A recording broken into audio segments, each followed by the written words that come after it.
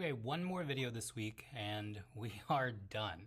I will try each week to limit myself to about 2 hours of video content at most, and that should be the upper cap.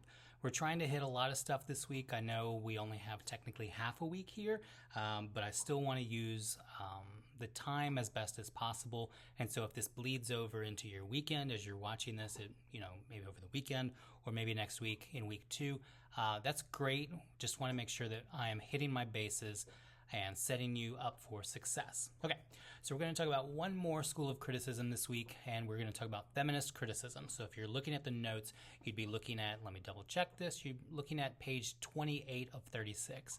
And if you are reviewing this, or if you have kind of been exposed to feminist criticism previously, you kind of know this one by intuition, right? We are looking at the place and the role in the depiction of women, basically anything that assumes that there's a binary of gender between male and female would probably fall under feminist criticism. Now, another school of thought with queer theory, which is something that I use pretty frequently myself in studying texts. Queer theory kind of goes beyond that binary of male and female and looks at the spectrum of gender and sexuality. Feminist criticism, we are assuming the binary of male and female, and there are a great many assumptions that are being made along the way. And the way that I would present feminist criticism in a different class is I would say we want to pay attention to the different waves of criticism, first, second, third, fourth, and what is now being called fifth wave feminism. However, for a text like the Bible, where none of those terms apply and will not apply for several thousands of years, we want to be a little bit more broad, and we want to focus on that assumption of the binary between male and female without the first wave feminist, which would be looking for voting rights and legal access, and second wave feminism, which is looking at women in the workplace. And we kind of want to lightly take all the different waves of feminism and put them together under this large umbrella called feminist criticism.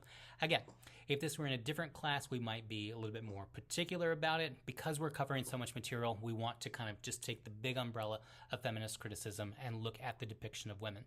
And building off of the last video where we talked about formalism, we already have some stuff that would definitely resonate for us and lead us into the quiz this week. So the first quiz, you have 2 questions. I'm looking at Genesis 2, the fall narrative of Adam and Eve, and I'm looking at Genesis 19, where we have Sodom and Gomorrah, which may be a familiar story for some of you. I want to disabuse you of a notion right now and take anything about sexuality and kind of set that to the side. Primarily because in Ezekiel 16, we have kind of a recap of what happens in Sodom and Gomorrah, and it is not what traditional readings in the 20th century would say, making this story about Sodom and Gomorrah about sexuality. That is not a story that appears in that way until really about the 20th century. There are hints along the way, but the Bible itself says that the sin of Sodom was not about sexuality, it was about something else. And I will leave that to you to read in Ezekiel what it was about, what the Bible says it was about. In these 2 stories, in Genesis 2 and also in Genesis 19, we have gender playing a big part. If we are looking at the creation story, how do we understand the creation of woman? How do we understand the creation of Eve? Well, a feminist, of course, would zero in on this right away and would have a lot of thoughts on this.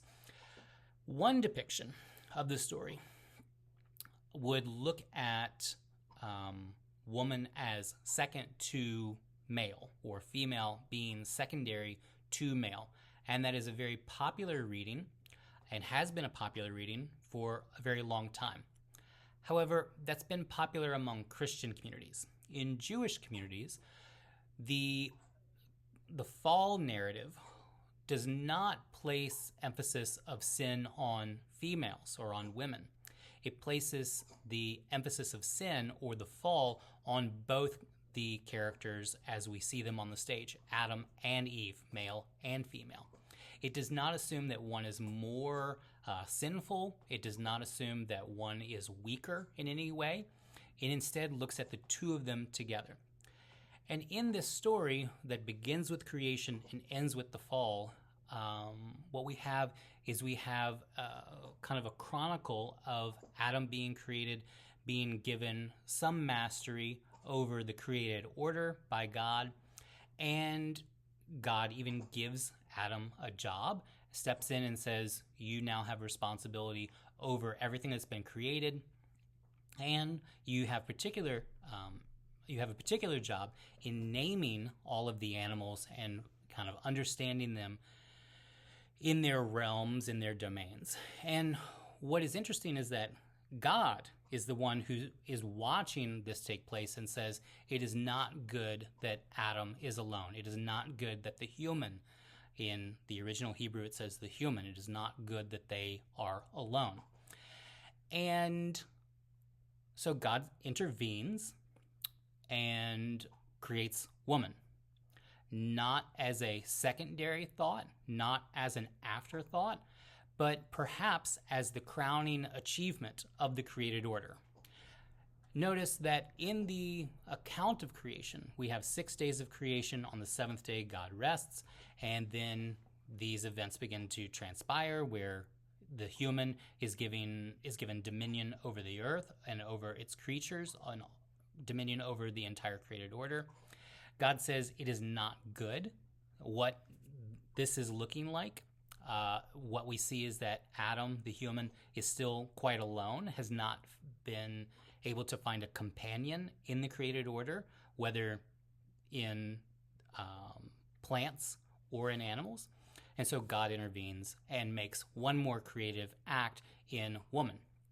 And so Jewish scholars in both the Talmud and the Gemara, which are two of the primary sacred texts for Jewish communities, have stepped in and made a lot of thoughts on this. And they've said, well, what you have here is not woman as afterthought, but woman as the culmination of everything that God has created.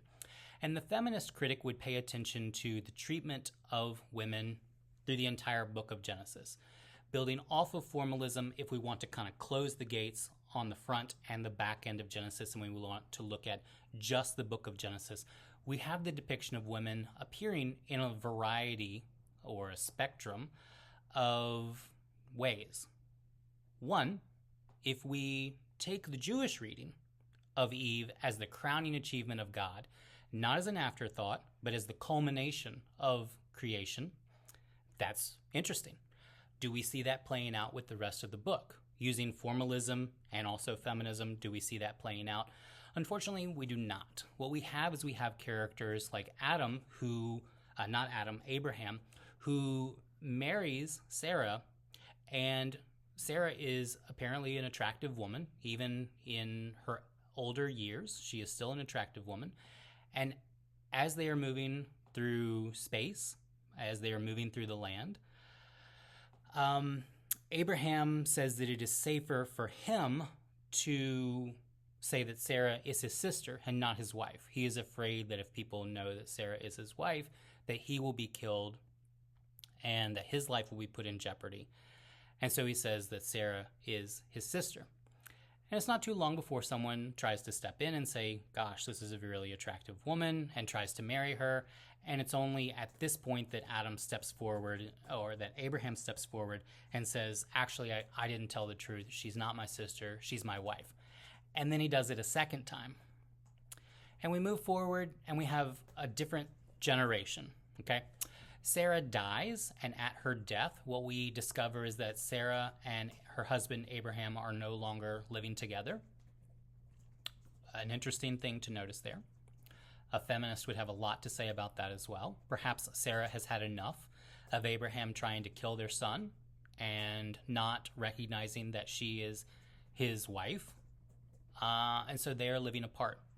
And she dies, and what we find is that their son, Isaac, is very lonely. And we have a story that kind of echoes and resonates with this story that we see in Adam, where Isaac is going about his life. He's doing okay when we see him at the death of his mother. And it's not good that he is alone. And so a wife is found for him. In this situation, it is not God. It is kind of circumstance that Abraham tells one of his employees, go find a suitable wife for my son. He does. There are a series of events that take place, and ultimately the choice is given to Rebecca, this new character, about whether she will or will not marry Isaac. And full power is given to her to decide whether she wants to marry, rather than being kind of forced into this marriage, or even being forced into this marriage by God or by circumstance, which we've seen already by this point.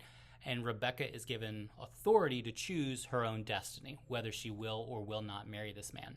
And then again, a generation later, we see their child, Jacob, going through a situation where he too is having to make his decision about who he will marry. And this story is completely subverted, and he marries the wrong woman through basically a lie that takes place within the family. And all of this, the feminists would say, well, we may not see a consistent pattern taking place. In other words, we do not see women being depicted as the crowning achievement of the created order. We do not see them being elevated in the way that Eve was being elevated. Instead, what we see is them very often as the victim of the men who are supposed to love, honor, and protect them. And we see men very often, and the feminists would pay attention to this as well, not living into that role and kind of continuing to do the wrong thing in circumstances as they come up. And the feminist critic would want to pay attention to both of these, not just how women are depicted, whether they're good or bad or evil, a seductress, a crone, a whore. Instead, a feminist would also kind of keep two eyes on this, and they would pay attention to not only how women are being treated, but also how the men around them are in fact treating them. And you have a series of questions that are coming up around this. I will leave you to look at the notes on that. But as we are looking at the quiz this week, what we see in the creation story of Genesis 2 is woman as either a secondary afterthought or woman as the culmination of God's created order. What we also see is that Eve, the first woman, is also part of this, the fall of humanity. She is the first to fall, which doesn't necessarily mean that she is weaker or more susceptible to deception, but it does raise some interesting questions about that will reappear later in the Bible. And then in our second story, in Genesis 19, what we have is the story of Sodom and Gomorrah, and what we have is Abraham's nephew Lot, who is appearing with his family. And what we see is that women are definitely secondary citizens to the point where they have no rights, where Lot can tell his neighbors, I would rather you assault my daughters than assault guests who are in my home, which definitely kind of kicks women down on that hierarchical line of where they are positioned status-wise. And a feminist would say, gosh, what a remarkable fall we have here, that woman is equal to her male partner. And as the story is playing out, women are just being pushed further and further down that line. Civilly, politically, socially, relationally, they just continue to be pushed further and further down. And as we're looking at the entire book of Genesis, remember again, a formalist would want to look just at the book of Genesis to the exclusion of all the other books of the Bible. As we're looking at the book of Genesis, what we see is not just the fall of humanity, but the fall of woman. Now, if we were to go a step further, not looking just at the issues of feminism, but instead we would take a step further and look at something called womanist criticism, we would pay particular attention not to the fall of man, but instead to the fall of woman. We're not going that far. What we want to do is we want to keep our focus on the depiction of women in these two stories. In the quiz this week, you are tasked with looking at one of these two stories, either Genesis 2 or the one in Genesis 19. And then I want you to use two different schools of criticism that we've looked at this week. Again, moral criticism, formalist criticism, or I should say formalism. And then third, feminist criticism. And you have enough to look at one of those two stories in two different ways. So question 1 and question 2, Both are asking you to look at the same story, but the questions are asking you to look at them in two different capacities. And if you find that they overlap in the quiz, or you're kind of wanting to borrow from one or the other and say that they actually overlap, that would make sense. Right now, what I want to do is I want to keep you very defined in those two lanes and read one of these two stories in two different ways, okay? Hope this is helpful. We're going to stop here. This is all the videos for this week. I may kind of try and answer questions in the weekly discussion forum, but there will be no more videos at the end of this week. Again, what I'm going to try and do is I'm going to try and keep a cap of 2 hours on recorded material each week.